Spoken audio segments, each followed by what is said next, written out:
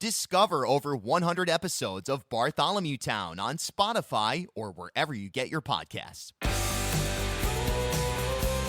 This is the Bartholomewtown Podcast. People thought a ton of reps would lose their seats over 38 studios. There was no sign of that. People thought a ton of reps would lose their seats over truck tolls and roadworks. There was no sign of that. The Boston Globe moved in. Publix Radio announced their expansion or intended expansion to include a South County branch in Newport. And then about that same time, Channel 12 rolled out a new press photo. It's dark, everyone's in red. It's like this huge group of people. Yeah. It's like, all right, boom, we're totally coming. Tough, yep. Yeah. And use my most serious face in that billboard. Big time, yeah. Welcome in to another edition of the Bartholomewtown Podcast. I'm your host, Bill Bartholomew. On today's episode, I circle back with WPRI's Ted Nesi. And awesome to have Mr. Nesi back here at the Loft for another conversation, this time discussing his expanded role at WPRI and sort of the rollout of the new Target 12 investigative unit, timed with the Boston Globe Rhode Island units unveiling, as well as the announcement of the expansion of the Publix Radio. So a fruitful discussion on the Rhode Island media landscape, plus, of course, talking politics, looking to 2020, 2022.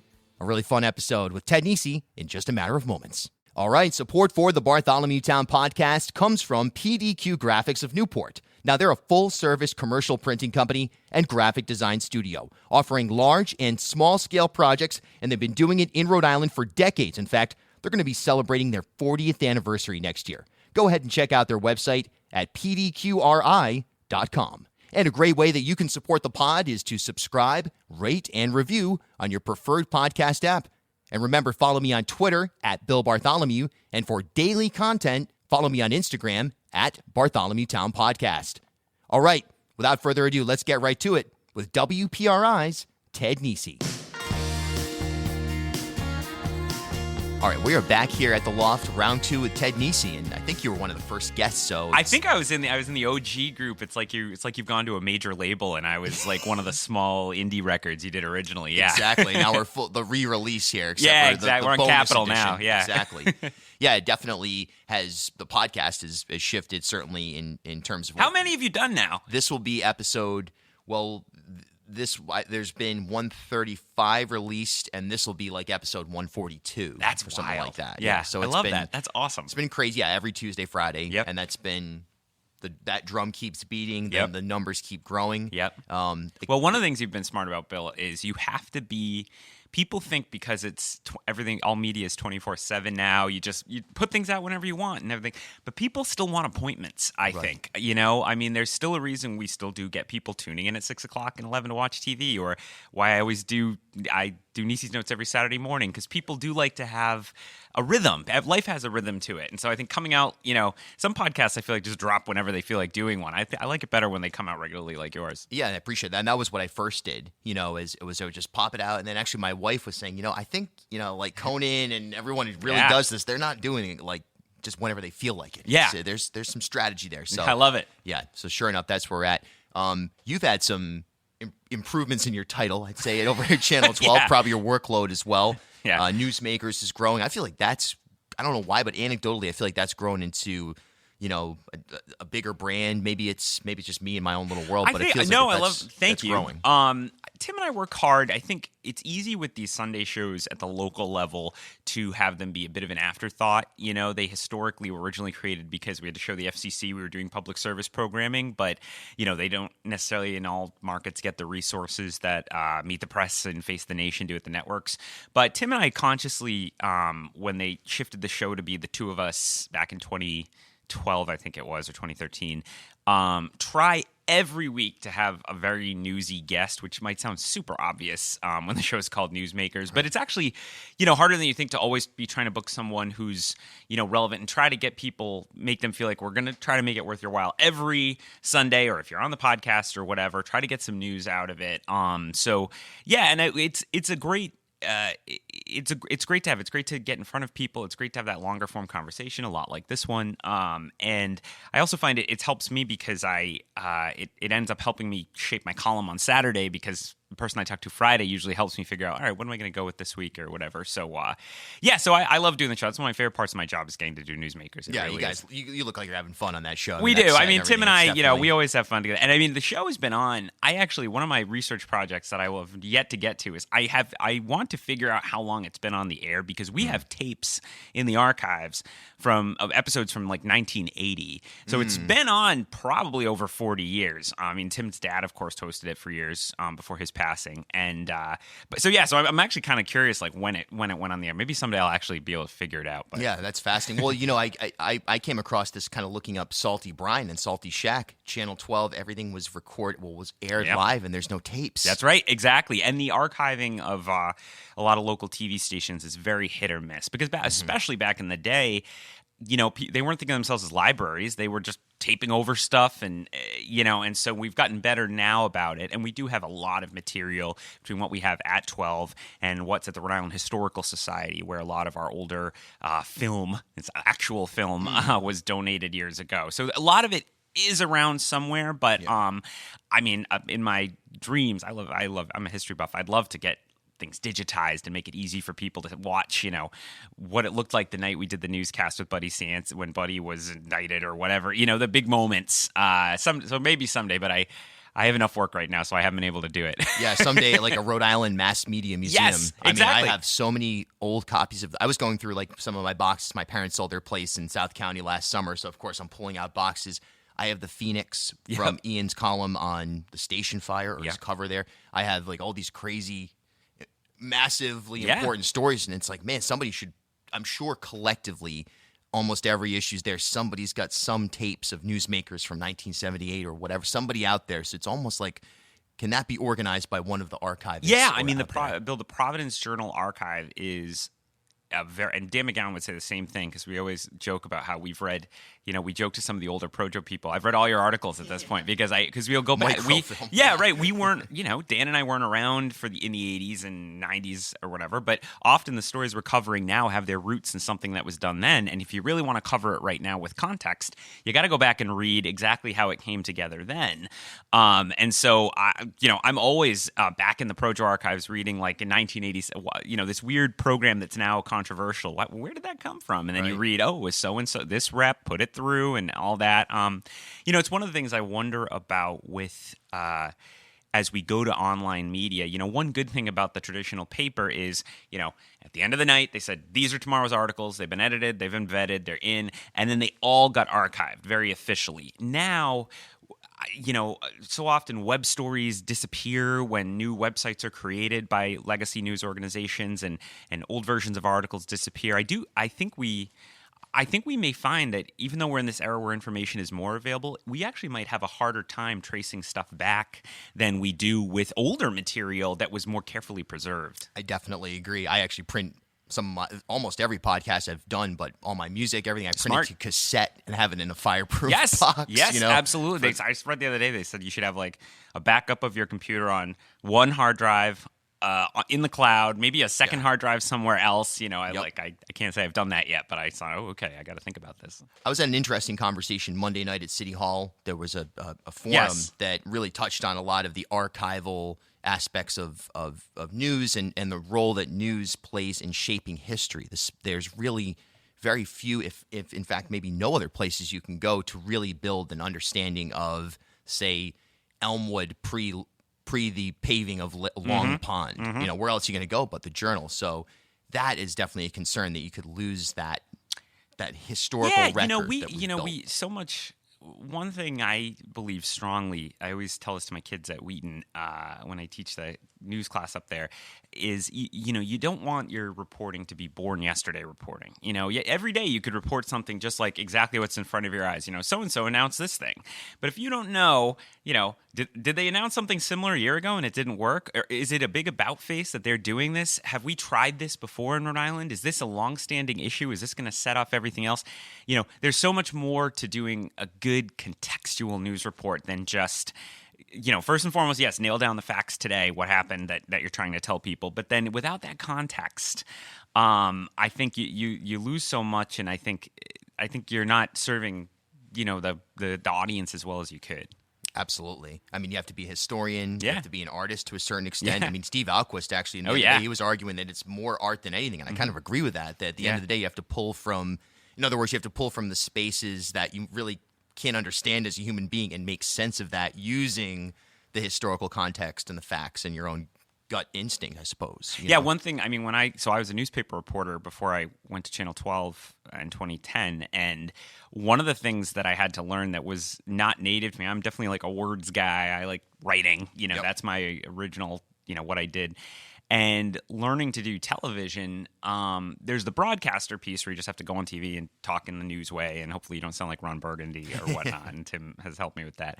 But it's more than that. It's when you do a story on the air that night, writing to the pictures and making sure, one thing when I was really trying to learn and get better at that as they started to have me doing more, straight news, TV news stories some nights, I watched 60 Minutes a lot, and one of the things that struck me was if you watch a 60 Minutes broadcast, every second of that broadcast, the sound and the audio and the picture are married perfectly, right? There's no sort of generic wallpapering B-roll. We sometimes say when you're under deadline and you just need, like, you're doing a politics story and there's not a lot of visuals, you just throw State House exteriors on. Exactly, right? But they don't directly connect. Whereas 60 Minutes, every second, they're the most random, obscure thing. They'll have found a logo to show you or a little office somewhere or something. And it makes such a difference in television because you don't want people. I always tell now younger reporters, I say you never want the viewer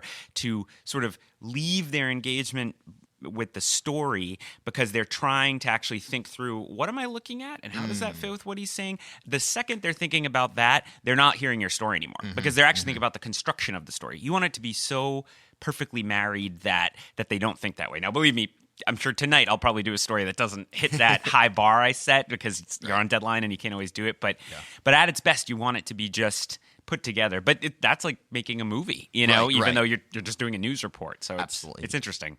Yeah, it's in, the theater of the mind aspect of it. Yeah. It really is. Even when you have the visual in front of you, you have to be able to trick the mind to focus in a certain place. Yeah. Really challenging. It wasn't native to me. I definitely had to, that's taken me a long time to really think about and understand. But then once I realized how powerful it was, then I became, like the zeal of the convert, right? I was like, every time I want to find the right thing to show because it makes such a difference. Yeah.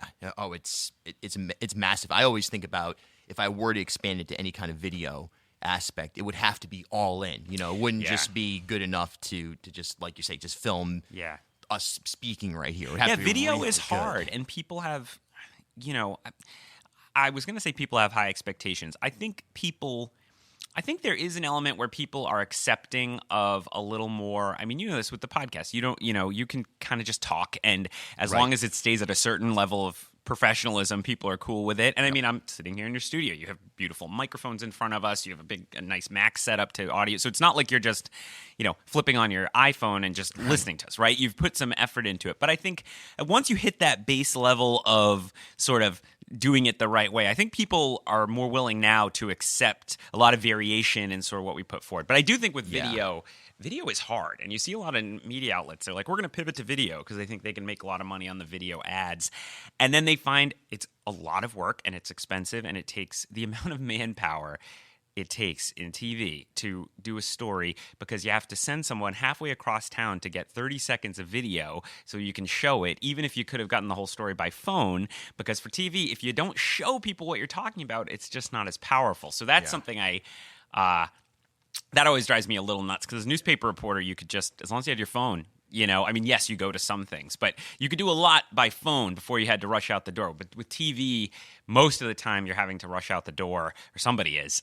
So it's fascinating. All the ways the different media work is endlessly interesting to me. No, it really is as well.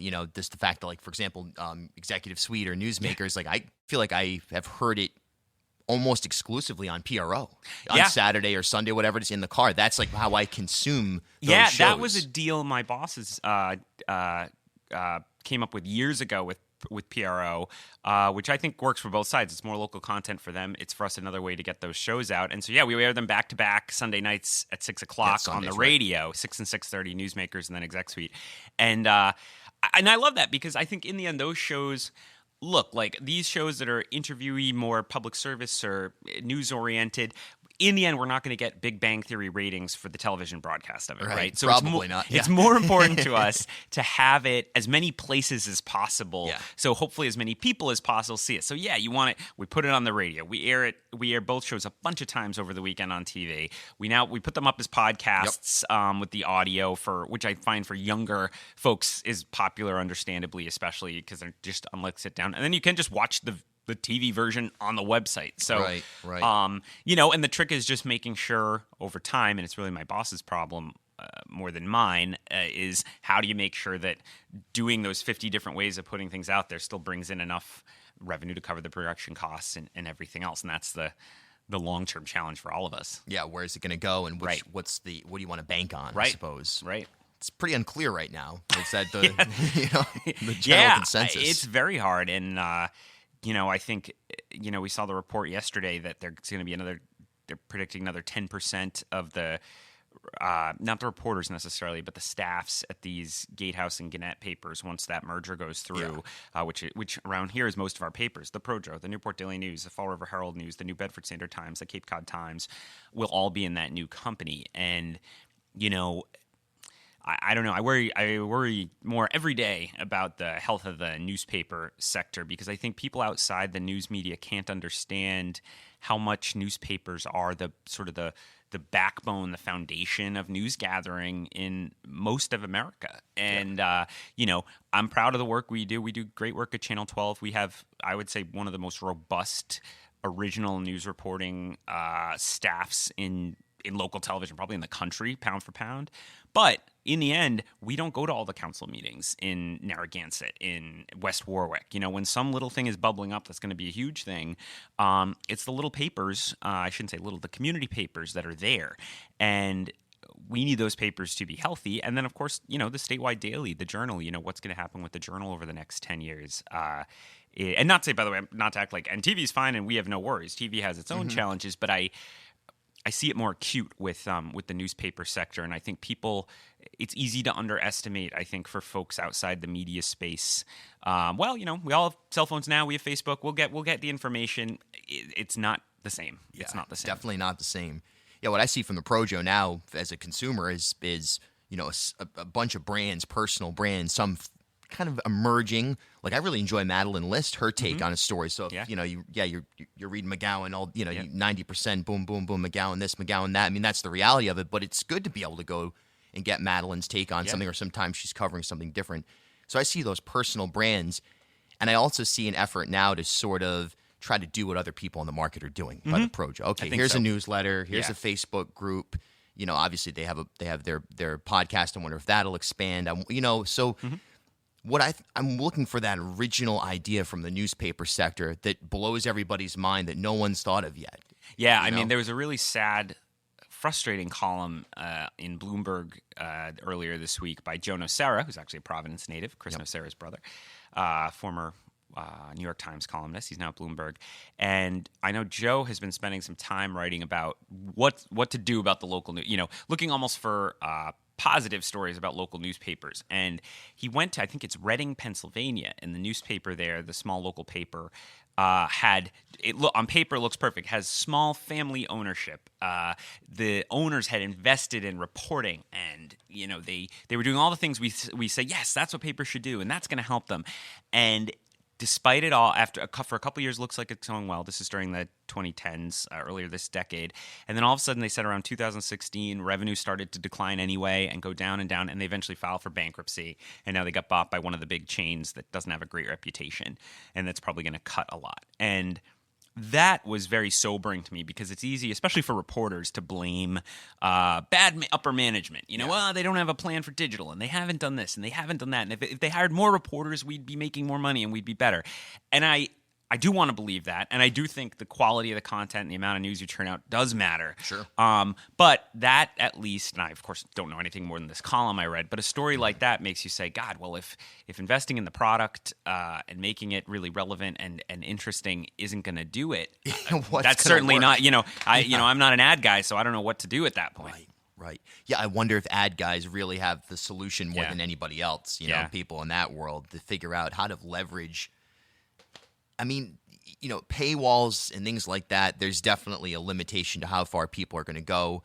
You can only subscribe to so many news services. All of us, let's say Channel 12 all of a sudden put up Right. a paywall. Now, then 10's going to do it, 6 might. And then all of a sudden it's like, oh man, can I afford to consume the news? So that's especially kind of what we have especially to when people avoid are as often well. paying for national outlets now too, or some Right. people are.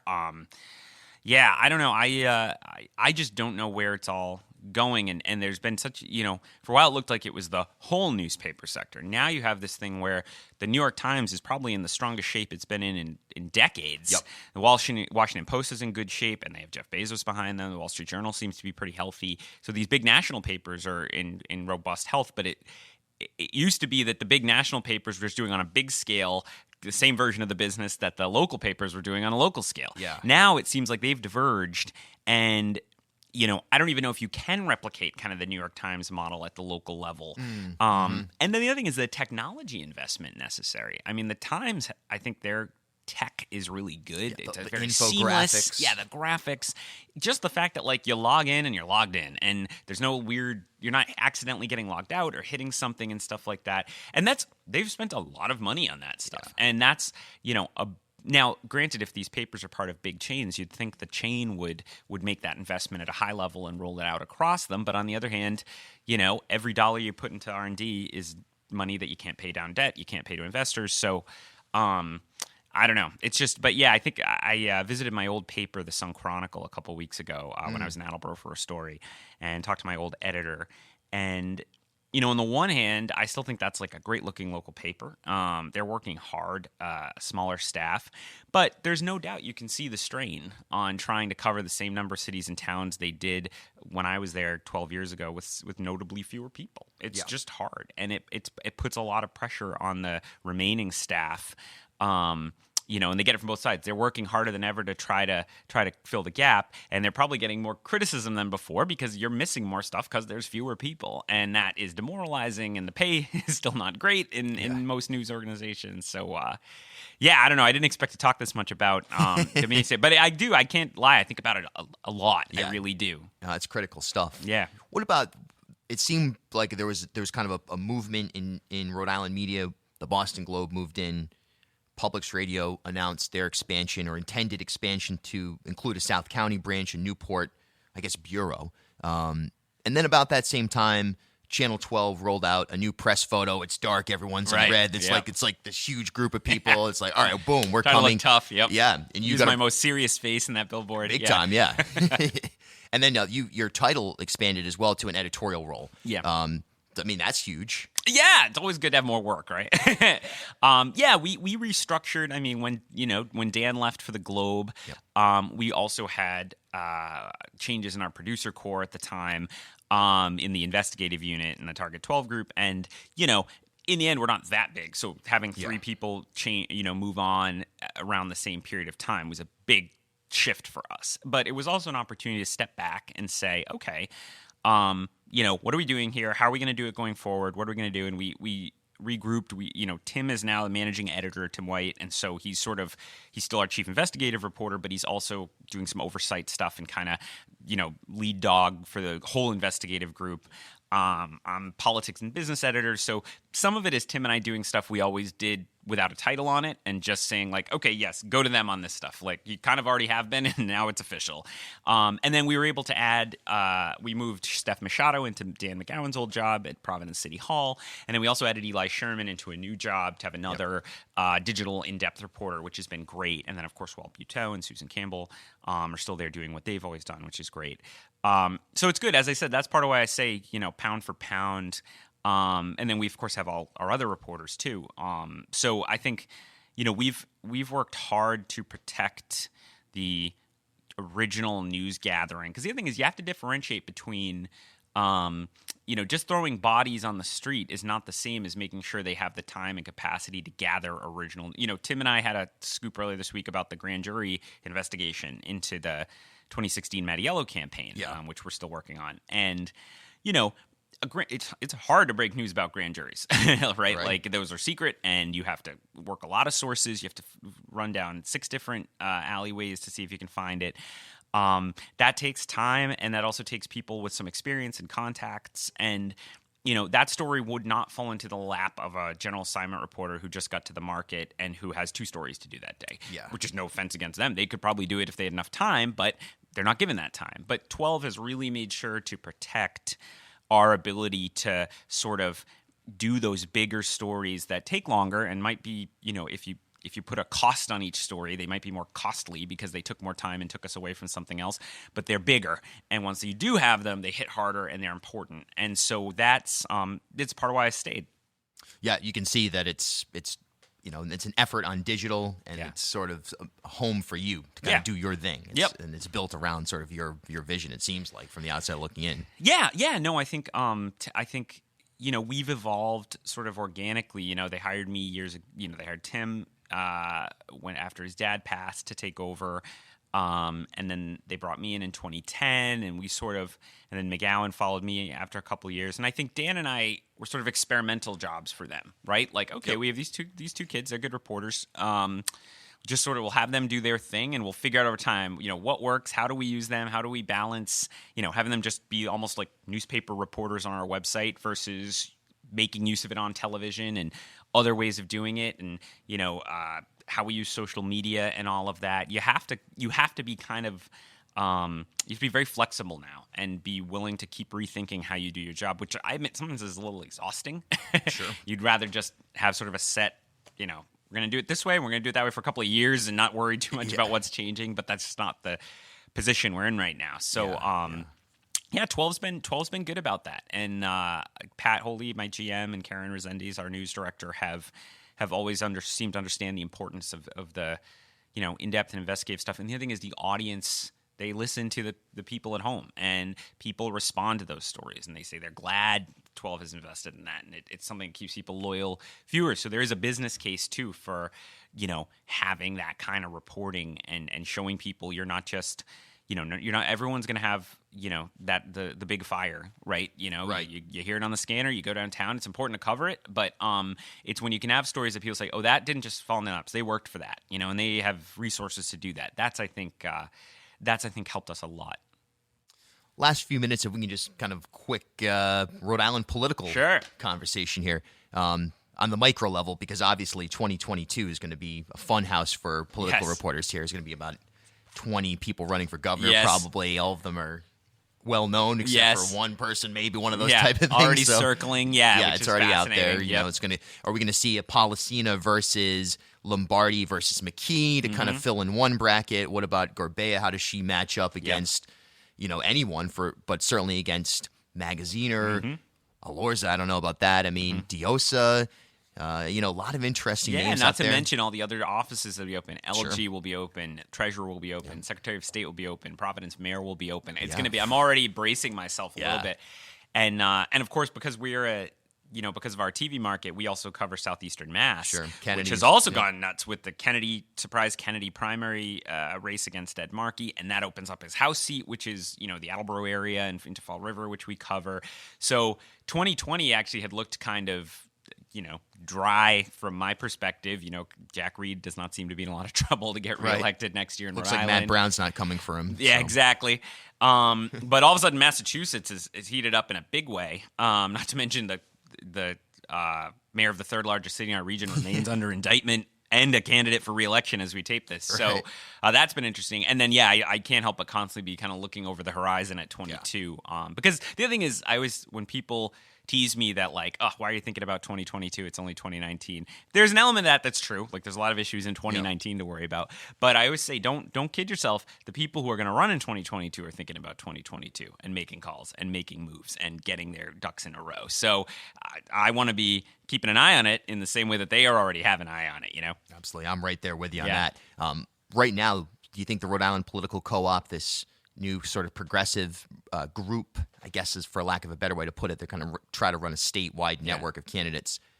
That faction, Sue Cienki, Rhode Island Republicans, is there any serious challenge mounting right now to just the institutionalist power structure in Rhode Island? Do you think it'll be a 2020 or a 2022 thing, or are we even further off from that? Well, I will say never underestimate the resilience of the established democratic machine in Rhode Island. And I don't even necessarily mean machine. It's got a pretty negative connotation, right. I guess. The establishment, right. yeah. Because I've just seen over and over, Joe Fleming, our political analyst, always likes to point out, people thought a ton of reps would lose their seats over 38 studios. There was no sign of that. People thought a ton of reps would lose their seats over truck tolls and roadworks. There was no sign of that. And so I think I am open because of how much flux there is in politics right now, especially at the national level, to the idea that we could see surprises and that things could change. You always got to be open to that. But I also want to see more evidence that both the co-op group on the progressive side and the Republicans, as next year develops, do they put in place, do they have the infrastructure? Because when people think, why do these, longtime incumbent reps and senators win? Well, it's not just, yes, they're incumbents and that helps. And yes, people might just go to the same person. But it's also things like money. They get donations because they're incumbents, but they also get it steered their way by lobbyists who know those people are going to be, in probably, and they're the power structure, and we gotta support them. And then also, if they have the right endorsements, that can mean foot soldiers. In Providence, if the firefighters or the teachers are with you, they can put people on the ground to knock doors. In fact, you think about it, every city and town has a teachers union, and teachers are some of the best known people in the community. And if they're walking the doors with some rep or senate candidate, that can be a big thing for the people in that neighborhood that really helps them. So will both the Republicans and the co-op kind of have, all the things necessary to actually be competitive on the ground when push comes to shove for next September's primary and then for the November election? They could, it isn't in the end rocket science. It's just hard. It's just hard. And it's even harder when you don't have the institutional power of, the State House behind you. Right. So, but I think they're not wrong that there is an ever-rising frustration among voters that if you can tap into that, there's potential there. But I think there's such a long way to go, it's hard to say. Yeah. I agree with that. Last question. When he was on here early this year, Jim Taricani described you as a special talent. Let's talk Taricani for a moment. Well, hit me for a second with that because that means a lot to me. Jim, first of all, we all miss Jim. Jim's funeral was amazing. And to stand in that group of reporters, I think there were like 40 of us, reporters, editors, people who'd worked with Jim, people who were mentored by Jim like me, or just encouraged by Jim. Even mentored might be too strong. We didn't work in the same newsroom. It was the encouragement of someone so legendary. He was always cheering all of us on. And obviously people know how close I am to Tim White, so I'll tell a story Tim would tell. He might have even told it, I know, because Tim was with you recently. But Tim comes down after his dad dies suddenly, and his father had been close to Jim Taricani. And Tim comes down, and his job is to compete with Jim Taricani, right? Be the investigative reporter 12 and try to get scoops that the investigative reporter 10 doesn't have. Jim could have said, well, Jack's kid's here. It's going to take him a little while to get up to speed. Good luck, kid. We'll see what you can do. Right. Instead, Tim has always said that Jim kind of did what he knew Jack would have done for Tim if he was alive. He gave Tim phone numbers. Phone numbers are the most valuable currency as a reporter. And he helped Tim. This was early on with things like that. I mean, I think part of why you saw such an outpouring of love and sadness and admiration for Jim was because of him as a man. I mean, he was a great reporter, a brave reporter, but he was a good man. And there are many thin-skinned people in media. There are a lot of egos. Yeah. There are many people who, will, there is backstabbing. There's that kind of thing. Jim Taricani was not like that. And I just admired him so much. I actually now have his picture from the mass card from his funeral. I keep it right above my computer now on my right up there. Yeah. Yes, exactly. You have it up here too. Yeah, I have it right in front of me. So I'll be typing something and I'll be like, think about it, and I look up and I see Jim Taricani looking at me, kind of being like suck it up, kid, and make one more call. So Yeah, so that was a great loss. But I think the other thing is, and I think he would say this if he was on your show today, he'd say, forget his career. The important thing to Jim was when he got kind of a second lease on life, when he got that heart transplant, everyone who knew him well said this, he never took a day for granted. Mm-hmm. And, all the rest of us maybe shouldn't wait till we have a huge medical crisis like he did to try to remember the same thing. You don't know what's going to happen. And so I think of that too. So Jim just, it's hard for me to believe he's not, around to shoot Tim and I an email or tweet something hysterical to me about something he met when I tweet a story and he says, yeah, I got that guy in 1993. I can't believe he's still around or whatever. But someone he's kind of, I think of him and now Jack White as kind of our patron saints, cheering all of us on now, trying to continue that legacy today. Yeah, somebody should be working on building 2 statues downtown right now. All seriousness, exactly. Got to talk to the Avenue concept, whoever it is, take some of these anonymous statues out of here, you know what I mean, and put them in. Yeah, I'm I serious. mean, we're lucky. We've been lucky in Rhode Island. We've had a lot of good reporters over the years, and and Rhode Island needs good reporting. Believe me, Rhode Island needs good reporting. As always, a great pleasure to spend some time together here on the pod. Remember, there's over 130 episodes waiting for you on your preferred podcast app, ripodcast.com, and bartholomewtown.com. And of course, new episodes every Tuesday and Friday. Until next time, I'm Bill Bartholomew. We'll talk soon.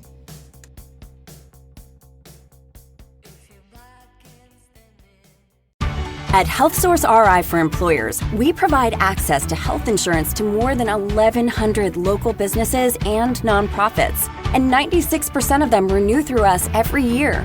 Maybe it's our choice of 19 different health plans, our 10 years of customizing solutions, or our one local team of dedicated experts helping employers find quality health insurance.